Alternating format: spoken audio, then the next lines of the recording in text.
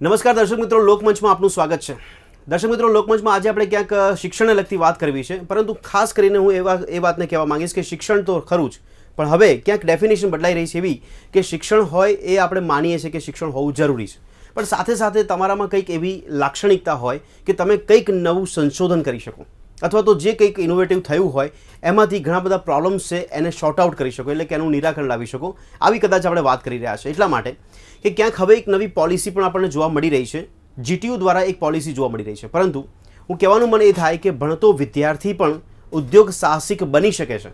એવું નથી કે ભાઈ ભણતર પૂરું થાય પછી જો બિઝનેસ કરવો હોય તો બિઝનેસ કરવા માટે સ્થળ જોઈશે, બિઝનેસ કરવા માટે પૈસા જોઈશે, આ બધા વિચાર કરો, પછી જો નથી મળતું તો એ વિદ્યાર્થી એ જે અભ્યાસ કર્યા બાદ બિઝનેસમેન નહીં બની શકતો અને પછી એ કદાચ પોતાના નસીબને કોસે છે। આવી કદાચ આપણે પરિસ્થિતિ અત્યારે જોઈ રહ્યા છીએ, પણ હવે ક્યાંક આપણને થોડોક બદલાવ જોવા મળી રહ્યો છે। એ બદલાવ એ પ્રકારનો છે કે જો કોઈ વિદ્યાર્થી ભણતો હોય છે પછી એ વિદ્યાર્થીને કદાચ એનામાં એવું લક્ષણ છે કે કોઈક નવું વસ્તુને ઇનોવેટ કરી શકે છે, અથવા તો જે વસ્તુ ઇનોવેટ થઈ જેના પ્રોબ્લેમને સોર્ટ આઉટ કરી શકે છે, તો એવા વિદ્યાર્થીઓને પણ સહયોગ મળી શકે એવું વાતાવરણ ઊભું કરવાનો પ્રયત્ન થવો જરૂરી છે। અને એના માટે આપણે કદાચ એક ડગલું આગળ વધી ગયા છે અને શરૂઆત કદાચ આપણે કરી લીધી છે એવું આપણે માનવું પડશે, કારણ કે ઘણા બધા એવા વિદ્યાર્થીઓ છે જે કદાચ ભણવામાં સ્કોર કરવામાં ફેલ જાય છે, ઘણા કદાચ એવા વિષય છે કે જે એમને કદાચ એમના મગજમાં બેસતા જ નથી, પણ છતાં એ લોકો ફેલ થાય છે, પણ રિયલ લાઈફમાં એ લોકો એ જ નાની ઉંમરમાં એટલા બધા સફળ થાય છે કે કદાચ બીજા માટે દ્રષ્ટાંત સાબિત થઈ જાય, બીજા માટે ઉદાહરણ સાબિત થઈ જાય છે। અને આવી જ કંઈક આપણે અત્યારે વાત એટલા માટે કરી રહ્યા છીએ કે જીટીયુ દ્વારા આ પોલિસી જાહેર કરવામાં આવી છે। આ શું છે પોલિસી અને એના પર આપણે ઘણી બધી વાતો કરીશું, તર્ક વિતર્ક કરીશું। અત્યારે મારી સાથે સ્ટુડિયોમાં જોડાયા છે હિરેનભાઈ મહંત કે જેઓ જીટીયુના ઇનોવેટિવ જે સેન્ટર છે, કાઉન્સિલ છે, તેના ડિરેક્ટર છે। આપકા સ્વાગત છે સ્ટુડિયોમાં। અને ખાસ કરીને જે એક્ઝામ્પલની વાત કરવામાં આવે છે કે હું આપણે એવું કહેવા માગું છું કે ઉદાહરણ, આ પોલિસીને બંધ બેસતું એક ઉદાહરણ જો હોય તો એ અત્યારે અમારી સાથે સ્ટુડિયોમાં ઉપસ્થિત છે કે જેમનું નામ છે શરદ પારેખ કે જેઓ જીટીયુના એક વિદ્યાર્થી છે એન્જિનિયરિંગના। આપનું પણ સ્વાગત છે સર। ओके, સૌથી પહેલાં तो हिरेन भाई जी, ये जो जीटीयू पॉलिसी की बात हम कर रहे हैं, सबसे पहले हमने पहले भी एक चर्चा करी थी कि इनोवेटिव मतलब कि जो बंदा है, जो स्टूडेंट है, वो इनोवेटिव होना चाहिए या उसको इनोवेटर बनाना चाहिए। हाँ, एजुकेशन देना ज़रूरी है, उसके लिए हमने बात करी थी। अब उसके लिए हम अगर थोड़ा भी आगे बढ़े हैं तो क्या कुछ बदलाव अभी हम देख रहे हैं? हाँ, अभी थोड़ा सा मैं आपको बैकग्राउंड देता हूँ। जैसे जीटीयू की आपने बात कही, ऐसे हिंदुस्तान में 630 यूनिवर्सिटीज़ हैं जी, और खाली अगर इंजीनियरिंग की बात कहें तो 20 लाख विद्यार्थी हर साल निकलते हैं। बिल्कुल। अब जो सिचुएशन है आज की तारीख में देश में, हमें हर महीने में हिंदुस्तान में 2 मिलियन जॉब्स क्रिएट करनी पड़ेगी अगले 10 साल तक। जी जी। तो 20 लाख जॉब हमें बनानी है हर महीने में अगले 10 साल तक जी। अब अगर जो स्टूडेंट्स हैं, अगर हर कोई जॉब मांगेगा तो किसी ना किसी को जॉब बनाना पड़ेगा। वो जॉब मांगेगा और गवर्नमेंट से एक एक्सपेक्टेशन रखेगा जी। बिल्कुल। अब गवर्नमेंट और जो पीएसयूज हैं या बड़ी कंपनीज हैं जी, इनकी जॉब क्रिएट करने की क्षमता बहुत कम है। ओके। अब जॉब जो क्रिएट करते हैं वो होते हैं स्मॉल इंडस्ट्री है, तो स्टार्टअप्स जी। बिल्कुल। अब उस सिचुएशन को अगर देखें तो सन 2020 की तक जी भारत की सिचुएशन को देखा जाए तो कई सौ बिलियन डॉलर्स की ट्रेड डेफिसिट आएगी। एग्जैक्टली। और उस बिलियन डॉलर की ट्रेड डेफिसिट को होने को देखते हुए हमको इस देश में 1000 ऐसे कंपनियां बनाने पड़ेंगे जो उस टाइम में 1 बिलियन रुपए से ज्यादा रेवेन्यू कर रहे होंगे। बराबर है। और वो इस देश की इकोनॉमिकल सिचुएशन को सुधार सकते हैं। ठीक है। और अगर आपको 2020 तक 1000 कंपनियां चाहिए जी, तो 2015 तक या 2018 तक जी आपको 10,000 मिलियन डॉलर कंपनी चाहिए। बराबर है। और तब की जो मिलियन डॉलर कंपनी का हम एक्सपेक्टेशन कर रहे हैं वो बनेगा आज की 1 लाख स्टूडेंट वेंचर से, जैसे शरद की बात हम डिस्कस करेंगे। तो ये जो 1 लाख स्टूडेंट वेंचर बनेंगे ये यूनिवर्सिटी सिस्टम से ही आएंगे। बराबर। तो अभी जो मतलब ये हुआ कि गंभीर समस्या हम आगे जाके देख रहे हैं। अगर इस तरह का प्लानिंग होता है तो मतलब कि इस वे पर, इस डायरेक्शन पे गवर्नमेंट जा रही है, गवर्नमेंट को ये टारगेट रखना पड़ेगा, एक मैक्रो गोल रखनी पड़ेगी। एग्जैक्टली। और गवर्नमेंट की गोल के साथ साथ यूनिवर्सिटीज को कदम लेने पड़ेंगे। जैसे ये पॉलिसी अभी लाया गया, ये इन बच्चों की डिमांड को मद्देनजर रखते हुए लाया गया कि 200 से ज्यादा बच्चे। लेकिन ये पॉलिसी किस बच्चों के लिए है? यानी जो पढ़ाई तो सब लोग करते हैं, हाँ, लेकिन किन बच्चों के लिए? खास करके उन बच्चों के लिए जो पढ़ाई करते टाइम अपने इनोवेशंस को मार्केट पे लेके इकोनॉमिकल इंपैक्ट लाना चाहते हैं या सोशल इंपैक्ट लाना चाहते हैं या जॉब क्रिएट करना चाहते हैं। उन बच्चों के प्रोत्साहन देने के लिए पहले भी ऐसे चीजें होती थी, बच्चे करते थे, लेकिन वो अपने मोटिवेशन से करते थे। बराबर। ये जो पॉलिसी है उनका मोटिवेशन को 10 गुना 20 गुना करने के लिए एक कैटलिस्ट की तरफ, यानी बहुत टाइम के बाद ये पॉलिसी के ऊपर जीटीयू ने ध्यान दिया? बहुत टाइम बाद। जीटीयू तो 10 साल हुआ यूनिवर्सिटी को, इस देश में 600 यूनिवर्सिटीज हैं और आई थिंक इस देश में ये वक्त आ गया है कि हर यूनिवर्सिटी को कदम लेना चाहिए। यानी यहाँ पे अपने यहाँ पे गुजरात से चालू हुई है फिर भी, लेकिन गुजरात की हम बात करें तो इनोवेटर के लिए जो बच्चे इनोवेटिव कर सकते हैं जो भी कुछ भी काम, लेकिन उनके लिए वो एक एटमोस्फियर नहीं मिलता था, एक उनको सपोर्ट नहीं मिलता था। દર્શક મિત્રો, આપણે ચર્ચા એટલા માટે કરી રહ્યા છે કે આ ઇનોવેટિવની જે વાત નીકળે છે, જે છોકરો કદાચ મા બાપ એવું કહેતા હોય કે ભાઈ તું ભણ, સ્કોર લાય અને ગમે તેમ પહેલાં તું ભણવાનું પૂરું કર, સ્કોર લાવીશ, ત્યારબાદ તારી જિંદગીમાં આપણે આ રીતે સપોર્ટ કરીશું, તને હું આ રીતે ઊભો કરીશ, આવી બધી વાતો કરવામાં આવતી હોય. પણ ઘણા બધા એવા છોકરાઓ છે જે ભણતા હોય, આટલા બધા છોકરાઓ જ્યારે એક વર્ષમાં ઘણા બધા લોકો એન્જિનિયરિંગ બહાર પડે છે, જે લોકો એક્ઝામ આપીને, એમાંથી ઘણા બધા એવા છે કે જે લોકો ખાલી એન્જિનિયરિંગ પાસ થવા માટે થયા હોય છે, પણ ઘણા બધા એવા પણ છે કે જે કદાચ રિઝલ્ટ સારું ના લાયા હોય પણ સારામાં સારું ઇનોવેશન કરી શકતા હોય. અને એમાંનું એક એક્ઝામ્પલ, એમાંનું એક ઉદાહરણ અત્યારે અમારી સાથે જે સ્ટુડિયોમાં ઉપસ્થિત છે શરદ પારેખ, એમની સાથે પણ વાત કરીએ. શરદ, કઈ રીતનો એક્સપિરિયન્સ રહ્યો છે જ્યારે આપણે ભણવાની વાત કરી? મને ખ્યાલ છે ત્યાં સુધી કદાચ આપણને મેથેમેટિક્સ બહુ એટલું બધું ગમતું નથી અને એમાં પણ હજી આપણે કંઈક આપણે એક્ઝામ ક્લિયર હજી થઈ નથી, તેમ છતાં પણ આ ઇનોવેટિવના આધાર પર આપણે કેવો એક્સપિરિયન્સ અને કેવી એક સહયોગ અને સપોર્ટ મળ્યો આપણે? એક્ઝેક્ટલી. સો બેસિકલી મેં મારું ડિપ્લોમા પાસ આઉટ કર્યું ત્યારે અમે લોકોએ ફાઇનલ યર્સમાં એક પ્રોજેક્ટ કર્યો હતો અને સોલાર એનર્જી ઉપર હતો. હવે જો બેસિકલી તમે સોલાર અને કન્વેન્શનલ એનર્જીને જુઓ તો ઘણા બધા સ્ટુડન્ટ્સ એ સબ્જેક્ટને ખાલી પાસ કરવા માટે પાસ કરી દેતા હોય છે, કારણ કે એનું એટલું બધું મહત્વ હોતું નથી. અને કદાચ અમે લોકોએ જે રિસર્ચ અને ઇનોવેશન કર્યું એ કદાચ એ સબ્જેક્ટનો એક નાનો એવો ટોપિક હતો જે ઘણા બધા લોકો એને ઇગ્નોર પણ કરી દેતા હોય છે કે ચલો છોડી દો, આ કઈ એક્ઝામમાં એટલો બધો ફરક નથી પડતો. અમે બસ એક નાનો ટોપિક ઉપાડ્યો, અમે લોકોએ ફાઇનલ યર્સમાં એના ઉપર એક પ્રોજેક્ટ કર્યો જ્યારે મારા ડિપ્લોમાના લાસ્ટ યરની અંદર, અને એ પ્રોજેક્ટને અમે લોકો આજે એ લેવલ સુધી લઈ ગયા છે કે આજે એના ઉપર અમારી પાસે પેટન્ટ પણ છે. બરાબર છે. ઓકે. ઇનિશિયલી અમે લોકોએ સ્ટાર્ટઅપ કર્યું તો અમારી પોતાની સોલર વોટર હીટર્સ મેન્યુફેક્ચરિંગ કરવા માટે ઇનિશિયલી અમે લોકો ચાઇનાથી ઇમ્પોર્ટ કરતા હતા, અને પછી અમે લોકો વિધિન 1.5 years ની અંદર અમારી પાસે 25 ડીલર્સ અને ડિસ્ટ્રીબ્યુટર્સ હતા એક્રોસ ધ ગુજરાત, અને એ રીતે અમે લોકો ઇનિશિયલ સક્સેસ સ્ટોરી થઈ. ઓકે. અને પછી જ્યારે એ વખતે મારો અભ્યાસ ટોટલી સાથે ચાલુ હતો, અને સો એ મારા માટે બહુ જગલિંગ સિચ્યુએશન હતી ને કે તમે એક સાઈડ બિઝનેસ કરી રહ્યા છો અને એક સાઈડ તમે તમારું સ્ટડી પણ કન્ટિન્યુ કરી રહ્યા છો. પણ શરદ, એવું શક્ય લાગે છે કે ખરેખર એવું થઈ શકે કે ભાઈ ભણતા હોય ને આપણે બિઝનેસ એટલે ઉદ્યોગ સાહસિક બનવું છે તો બની શકે એવું? મને લાગે છે કે કોલેજ સૌથી બેસ્ટ ટાઈમ છે, કારણ કે એ વખતે તમને કોઈ પૂછતું પણ નથી કે તમારે શું કરવું છે, અને કદાચ તમે એ ટાઈમને સૌથી બેસ્ટ રીતે યુટિલાઇઝ કરી શકો છો. અને જ્યારે લોકો તમને પૂછવાનું શરૂ કરે કે તમે શું કરો છો, ત્યારે તમારી પાસે ઓલરેડી લોકો તમને કહેવા માટે હો કે ઓકે તમે આ લેવલ અચીવ કર્યું. તો મને લાગે છે કોલેજના 4 વર્ષ સૌથી બેસ્ટ વર્ષ છે કે જ્યારે તમે ખરેખર ઉદ્યોગ સાહસિકતાની અંદર આગળ વધી શકો છો. કદાચ फेल થાઓ तो તમારી પાસે બહુ બધા સ્કોપ તો છે જેના પછી. ओके. जीटीयू किस तरह से सहयोग दे रही है इस बच्चों को, इन बच्चों को जो बात कर रहे हैं जैसे कि जो इनोवेटर बनना चाहते हैं या इनोवेटिव उनके अंदर है ही पहले से जो ऐसा कॉन्सेप्ट, तो उनके लिए क्या जीटीयू कर रही है और ये पॉलिसी की जो बात करें उसमें मेन क्या क्या मुद्दे? सबसे पहली बात जो हमने इस चीजों पे गौर किया था डिस्कस करके कि जब इस देश के कोई बच्चा ओलंपिक में खेलता है उसे हम क्रेडिट देते हैं, उसके लिए एक मेडल होता है, उसके लिए ग्रेस मार्क होती है.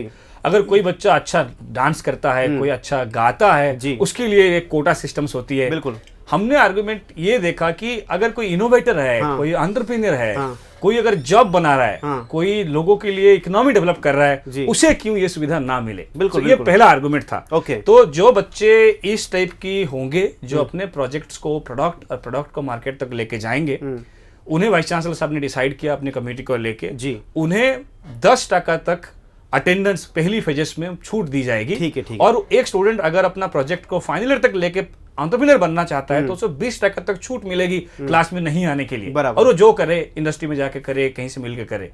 उसके साथ साथ उनको ग्रेस मार्क मिलने की भी संभावना है अगर वो परफॉर्म सर जैसा बात करें तो. दूसरी बात, जब ये बच्चे काम करते हैं तो इनके लिए एक ऑफिस स्पेस अफोर्ड करना पॉसिबल नहीं होता. एग्जैक्टली. हमने डिसाइड किया है कि कम से कम एक 50,000 स्क्वायर फीट की जगह इनको मुफ्त में दी जाएगी ऑफिस फर्निश बना के. बराबर. वहां से इनकी जैसे बच्चे पढ़ाई करने के बाद, लैब से कॉलेज से निकलने के बाद, वहां से उनको कंप्यूटर फैसिलिटी केबिन्स मिलेगा जहां वो अपने कंपनी. यानी सबसे पहली बात कि जीटीयू के थ्रू ये हो रहा है कि जो बच्चे इनोवेटिव करना चाहते हैं कुछ भी काम, तो उनको अगर कुछ भी हेल्प चाहिए तो पहले जीटीयू की डिमांड के हिसाब से आपने बोला कि पहले उनको एक मार्क्स के लिए जो पढ़ाई करते हैं वो न बिगड़े, इसीलिए वो स्कोरिंग कर सके तो उसको भी हेल्प मिले, उनको एक मोटिवेशन मिलता है. दूसरी बात, अगर ये कॉन्सेप्ट उनका क्लियर हो जाता है, वो बना के बाहर आते हैं, तो उनको अगर आगे उसको डेवलप करना है बिजनेस करना है, ऑफिस बेस्ड चाहिए, तो उनके लिए जीटीयू हेल्प करेगी। और इफ मुफ्त बाकी जहां भी इंक्यूबेटर्स हैं, पूरे दुनिया में 5000 इंक्यूबेटर्स हैं, अमेरिका में 1000, यूरोप में 1000, हिंदुस्तान में सिर्फ 60। बराबर। उन 60 में भी वो लोग बच्चों से एक्सपेक्ट करते हैं कि आप हमें 10% 20% इक्विटी दे दो। लेकिन हम कहते हैं जब बच्चा क्रिएटिव काम चालू कर रहा है, उसे हम उस नजर से क्यों देखें कि उससे क्या मिलने वाला है। बराबर, इस नजर से देखना चाहिए हम उनको क्या देने वाले हैं। तो ये पहला सिस्टम से जिसमें हम कोशिश कर रहे हैं कि इन बच्चों को क्या दे सकते हैं उस नजर से देखें। जी जी जी। तो इसमें हमने एक ये सोचा कि हर एक कॉलेज, 560 कॉलेजेस हैं, जी जी, हर एक कॉलेज को कहा जा रहा है कि आप 2 से 3,000 स्क्वायर फीट की ऑफिस स्पेस अपने कॉलेज में उन बच्चों को दीजिए, ताकि बच्चा अगर जूनागढ़ में भी है तो उसे अहमदाबाद या बॉम्बे जाने की जरूरत नहीं है अपना वेंचर सेटअप करने के लिए। बराबर। और जो लैब्स हैं, जो वर्कशॉप्स हैं, उनको 24 घंटा खुला रखने के लिए इनकी जैसे इनोवेटर्स को हमने कॉलेजेस को कहा है कि जीटीयू की बात कर रहे हैं आप, लेकिन शरद आपने પૂછવાનું મન એ થાય છે કે કોલેજીસમાં જે છોકરાઓ ભણતા હોય છે કદાચ એ લોકોને એવું એટમોસ્ફિયર આપવામાં નથી આવતું, એવું આપણે ત્યાં વધારે પ્રમાણ જોવા મળે છે। આપે બીજું કીધું કે વિદ્યાર્થી લેવલમાં જ વિદ્યાર્થી આપણે કાળમાં ભણતા હોય ત્યારે આપણે ઉદ્યોગ સાહસી બની શકીએ છીએ, પણ આપણામાં એક ઇનોવેશન કરવાનું એક લક્ષણ હોવું જોઈએ, પહેલી વસ્તુ।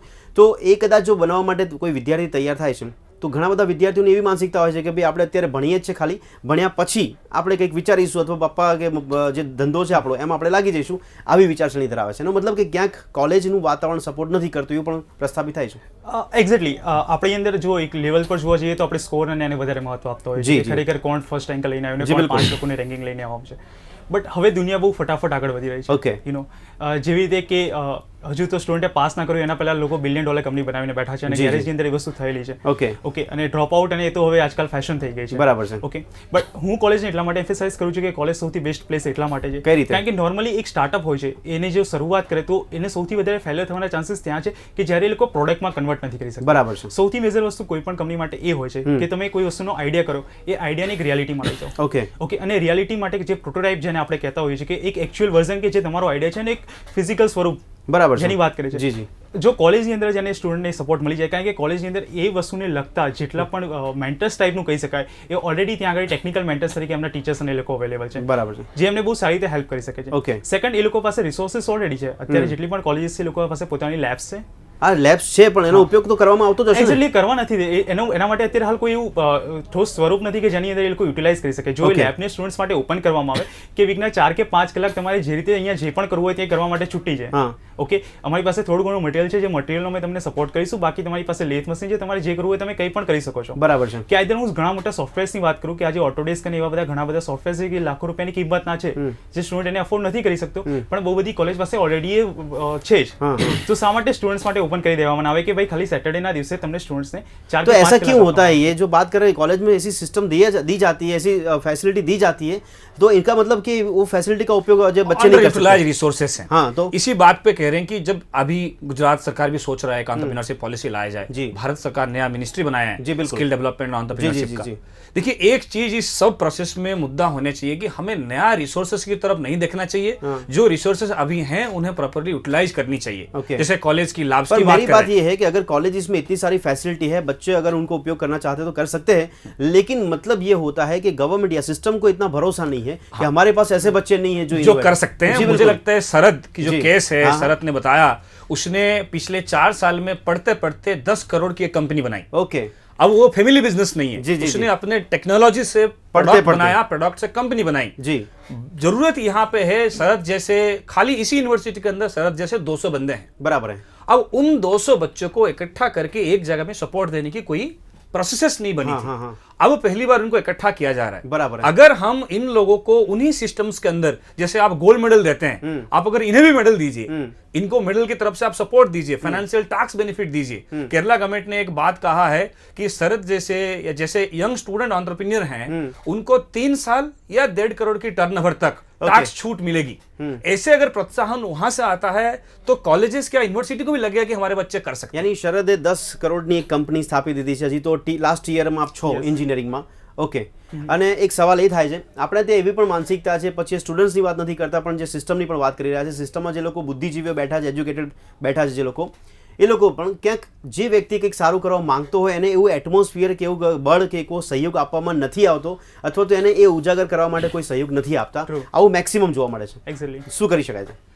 કદાચ આપણામાં કલ્ચરલ ડિફરન્સ છે રહ્યો. Okay. જો ફોરેનની કોઈ કંપની હોય અને જો સ્ટાર્ટઅપ તરીકે લઈએ તો આપણે બહુ એમ્ફેસાઇઝ કરીએ કે સ્ટીવ જોબ્સે ગેરેજમાં બનાવી દીધું, પણ ઇન્ડિયામાં પણ એવા ઘણા બધા લોકો છે કે જે લોકોએ ગેરેજમાં નહીં પણ એમના બેડરૂમમાં તો કંપની બનાવેલી છે. બરાબર છે. કદાચ આપણે એ લોકોને મિસ કરી રહ્યા છે. ઓકે, જેવી રીતે કે મારું પર્સનલ એક્ઝામ્પલ કહું તો જ્યાં સુધી હમણાં અમે લોકો રિસન્ટલી એક MIT માં એક એવોર્ડ જીતીને આવ્યા. બરાબર છે. ઓકે, અને એના પછી જે અમને ક્રેડિબિલિટી મળી એ કદાચ અમારી પાસે પહેલા નહોતી. ઓકે, તો કદાચ કઈ ખાતે એવું પણ બની રહ્યું છે કે આપણા લોકો જ્યાં સુધી બહાર જઈને કઈ સિક્કો લઈને નથી આવતા ત્યાં સુધી આપણે લોકોને એટલી વેલ્યુએશન નથી આપી શકતા. તો કદાચ એ વસ્તુને અહીંયાથી પણ શરૂઆત કરવાની જરૂર છે કે ઇનિશિયલી જ્યારે લોકો કંઈક કરે ત્યારે જે લોકોને પ્રોત્સાહન મળી જાય તો કદાચ એ લોકો જે બહાર જતા છે એ લોકો કદાચ અહીંયા જ અટકીને કદાચ અહીંયા વધારે સારી રીતે કરી શકે. ઓકે, એટલે ક્યાંક આપણાથી એટલી બધી મોટી માનસિકતા જોવા મળે છે કે બહારની કંપનીનો કોઈ સિક્કો લાગ્યો હોય ત્યારે આપણને ખબર પડે છે કે આપણો એક ઇન્ડિયન કે આપણો એક ભારતીય છે કે જે ત્યાં ગયો તો એનો ઉપયોગ કર્યો છે ફોરેન વાળાએ અને આપણે પછી એને પ્રસ્થાપિત કરી દીધું. અને પછી આપણે એ પ્રયત્ન કરીએ છીએ કે હવે આ પાછો આવે. હા, બિલકુલ. પણ જ્યારે આપણી પાસે જ્યારે તક છે ત્યારે કદાચ આપણે એને ઝડપવા નથી માંગતા. ઓકે, જ્યારે આપણી પાસે હોય છે ત્યારે આપણને ખ્યાલ બી નથી આવતો, પણ જ્યારે બહારથી સિક્કો વાગીને આવે ત્યારે આપણે એની ડિमांड કરીએ છીએ कि આપણે ત્યાં આવે तो सारू. अच्छा, इस मानसिकता को बदलने के लिए क्या कर सकते हैं? दूसरी बात, इससे क्या फायदा हो सकता है? G2 ने पॉलिसी की बात करी, मैं आगे की बात कर रहा हूँ. गवर्नमेंट बहुत अपने हिसाब से काम कर रही है, कोशिश कर रही है कि भाई यहाँ पे जॉब क्रिएट हो जाए, लेकिन उसके लिए जो पॉलिसी बनाने की बात चल रही है, अगर आप इनोवेशन की बात कर रहे हो तो इस तरह के बच्चे अगर बाहर आते हैं और उनको ऐसा सहयोग दिया जाता है, समाज के लिए क्या फायदा हो सकता है इससे? सबसे पहली बात जो है, अभी ये बच्चे जब समाज में आएंगे जी, सबसे बड़ी बात इसमें फायदा तो ये होने वाली है कि जो जॉब डेफिसिट है देश का वो खत्म हो जाएगा जी. दूसरी फायदा ये है कि जब एक अच्छा इंजीनियर निकलता है वो एक अच्छा ह्यूमन बीइंग भी बनकर निकलता है. बराबर. तीसरी फायदा ये है इस पूरे प्रोसेस में कि जो यूनिवर्सिटी का मेन रोल है वो एग्जामिनेशन लेने का नहीं है जी. यूनिवर्सिटी का रोल है नॉलेज क्रिएट करना, नॉलेज डिसमिनेट करना और उस नॉलेज को अप्लाई करके सोशल बेनिफिट देना. अभी तक ये जो 630 यूनिवर्सिटीज हैं देश में, कहीं ना कहीं हम यूनिवर्सिटी को एग्जामिनेशन बॉडी की तरफ मान लेते हैं. जी जी, ये कोई एग्जाम कंडक्टिंग बॉडी नहीं है. पर इससे एक मैसेज जाता है ना कि बच्चों के लिए एक मैसेज ये जाता है कि भाई आप इनोवेटर बनो. अब आगे के समय में ऐसा बोला जाएगा कि आपको इनोवेटर बनना है तो वो वैसी उसी दौड़ में चले जाएंगे ना, फिर वो इनोवेटर नहीं बन सकते, फिर भी उनको धक्का मारा जाएगा. हाँ, तो इसमें एक बात जो आप कह रहे हैं कि क्या सबको एंटरप्रेन्योर इनोवेटर बनना है जी. देखिए, हम इनोवेटर और एंटरप्रेन्योर को परिभाषा ऐसे देते हैं, इनोवेटर और एंटरप्रेन्योर वो हैं जो अपने कोई प्रॉब्लम्स को सॉल्व करते हैं. बराबर है. और प्रॉब्लम सॉल्व करने का कैपेसिटी सबके पास होनी चाहिए. जी जी जी. अगर आप प्रॉब्लम सॉल्व करें, जरूरी नहीं है आप ही एंटरप्रेन्योर बने. बराबर है. हम इस पॉलिसी में ये डिस्कस कर रहे हैं कि अगर कोई टेक्नोलॉजी बनाता है, अगर वो एंटरप्रेन्योर नहीं बनना चाहता है तो हम दूसरे के द्वारा इस टेक्नोलॉजी को मार्केट पे ले सकते हैं. बहुत बड़ा प्रश्न है शरद, आपने શું લાગે છે કે જોબ માટે આપણા ત્યાં સૌથી મોટો બેરોજગારીનો પ્રશ્ન આપણે ત્યાં થાય છે. સિસ્ટમ આપણા ત્યાં દેશની સરકાર ઘણો બધા પ્રયત્નો કરવાનો વાત કરી રહી છે, પરંતુ આ પ્રકાર જો સહયોગ આપવામાં આવે, જેટલા પણ દેશના ખૂણા ખૂણામાં જે ઇનોવેટર્સ છે એ લોકોને આ રીતે આપણે કીધું એ પ્રમાણે સહયોગ આપવામાં આવે તો દરેક વ્યક્તિમાં ક્યાંક શરદ આપણને મળી જાય અને એનાથી શું ફાયદો થઈ શકે, આ પ્રશ્ન સોલ્વ થઈ શકે છે ખરી? ડેફિનેટલી. કદાચ હું એને એકદમ નાના લેવલ પર પણ વાત કરું તો આજે અમારી કંપનીની અંદર જ મારા ક્લાસના જે બેસ્ટ સ્ટુડન્ટ્સ હતા એ અત્યારે અમારી સાથે વર્ક કરે છે. ઓકે, હું વધારે નથી કહેતો કે ખાલી જો દરેક ક્લાસની અંદરથી આવા 4 કે 5 જણા નીકળે અને એ લોકો પણ 2 જણાને સાથે કામ કરે લે તો કદાચ અડધા ક્લાસની તો ત્યાં આગળ જ પ્લેસમેન્ટ થઈ જશે. ઓકે, બાકીના પછી 50% ક્યાંક બહુ મોટા પ્રમાણમાં આ જે બેરોજગારીનો સવાલ છે એ પ્રશ્ન છે એ હલ થઈ શકે છે. કદાચ આપણે એને માઇક્રો લેવલ પર જોવા, એકદમ નાના લેવલ ઉપર જોવાની જરૂરિયાત છે. એવી રીતે કે દરેક માણસ એક મોટી ફ્લિપકાર્ટ બનાવે એના કરતાં કદાચ તમે એવી રીતે જોઈ શકો છો કે દરેક માણસ એક પોતાનું પણ નાનું એક ઉદ્યોગ સ્થાપિત કરે છે જેમાંથી વધારે ખાલી 4 કે 5 જણાને પણ રોજગારી આપે છે. ઓકે, અને જો વર્ષે 1 કે 2000 લોકો પણ નીકળે છે તો પણ એક કદાચ ઘણો તો સરવાળે એક ફ્લિપકાર્ટ બનીને ઊભી રહે છે. तो इस इनोवेटर बच्चे को ढूंढना है या उनको बाहर आना है तो उनके लिए सपोर्ट करने के लिए G2 की पॉलिसी अभी आ रही है, लेकिन मैं आपको ये बोलना चाहता हूँ, क्या मैसेज देना चाहोगे पेरेंट्स को और जो ये एजुकेशन के साथ जुड़े हुए जो बड़े बड़े लोग हैं जो सिस्टम में काम कर रहे हैं, उनको क्या बोलना चाहोगे? क्योंकि इससे बहुत बड़ा दूर का फायदा ये है कि जो जॉब का प्रश्न है वो यहाँ पे हल हो सकता है आगे के समय में. तो इसके लिए आप उन लोगों को क्या मैसेज देना चाहोगे? पहली मैसेज तो बहुत सिंपल है कि पेरेंट्स और सोसाइटी कहीं ना कहीं फेल्यूर का डेफिनेशन एग्जामिनेशन के हिसाब से ना माने. बिल्कुल सही बात है. परीक्षा की नंबर सब कुछ नहीं होते जी. सक्सेस की परिभाषा बहुत है. शरद को अभी एक सब्जेक्ट क्लियर करने में और एग्जाम्स देने पड़ रहे हैं, लेकिन उसको MIT जो दुनिया के सबसे बेहतरीन इंजीनियरिंग कॉलेज है वहां 750 कंपटीशन में बेस्ट आया. इसका मतलब ये है जो परिभाषा है आपने बनाया है इवैल्यूएशन के लिए वो सही है, उसकी जरूरी नहीं है. अलग अलग परिभाषाएं हैं.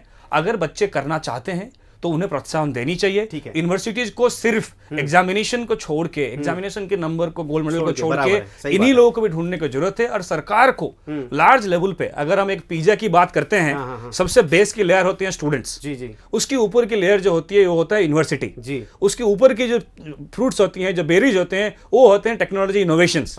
और जो पूरा पिज्जा बनने की जो आखिरी चीज होती है वो होती है गवर्नमेंट, जो चीज डालते हैं पिज्जा में। तो आपको कहीं ना कहीं इन चारों चीज को लेयर बाय लेयर बनानी है, लेकिन पिज्जा की सबसे पहला लेयर है स्टूडेंट्स। अगर यूनिवर्सिटी लेवल पे आपकी पहला लेयर ढंग का नहीं बनेगा तो आपको कहीं ना कहीं ये नॉलेज सोसाइटी जो है इनोवेशन पूरा जो पहला लेयर उसके लिए सोसाइटी को आगे आना पड़ेगा, उनकी मानसिकता बदलने की जरूरत पड़ेगी। ये माइंड का प्रॉब्लम नहीं है, माइंड सेट का प्रॉब्लम। एक्ઝેક્ટલી। દર્શક મિત્રો, આખરે અત્યારે સમયની અવધિ નડી રહી છે, ચર્ચા બહુ ઓછી આપણે કરી શકીએ છીએ કારણ કે સમયની અવધિ નડી રહી છે, પરંતુ છેલ્લે કહેવાનું મને થાય છે કે જે મા બાપ કદાચ પોતાના બાળકોને જે ભણાવવા માટે મોકલે છે અને ફોર્સ કરવામાં આવે છે એના કરતાં ફોર્સ કરવામાં ન આવે તો વધારે સારું છે। એક મોટું એક્ઝામ્પલ અત્યારે આપણી સામે રજૂ થયું છે કે જે વ્યક્તિ કદાચ ગણિતનો સબ્જેક્ટ પાસ પણ ન કરી શકતો હોય અથવા બીજા આવા અઘરા વિષય હોય કે જેને પાસ કરવામાં કદાચ વાર લાગતી હોય, પણ એ જ વ્યક્તિ આ વિદ્યાર્થી કાળમાં મોટામાં મોટો ઉદ્યોગ સાહસિક બની શકતો હોય તો કેટલી મોટી સફળતા એના જીવનમાં એણે હાંસલ કરી દીધી છે એક નાની ઉંમરમાં। આ એક બહુ મોટી વસ્તુ એટલે કે બહુ મોટું ઉદાહરણ અહીંયા પ્રસ્થાપિત થઈ રહ્યું છે કે લેયર પ્રમાણે સમાજમાં સૌથી પહેલાં તો સોસાયટીએ એક માઇન્ડસેટ કરવાની જરૂર છે। કોઈ પ્રેશરમાં ભણતર ન હોવું જોઈએ, ઇનોવેટિવ કરી શકે છે કે નહીં એ જાણવાની જરૂર છે।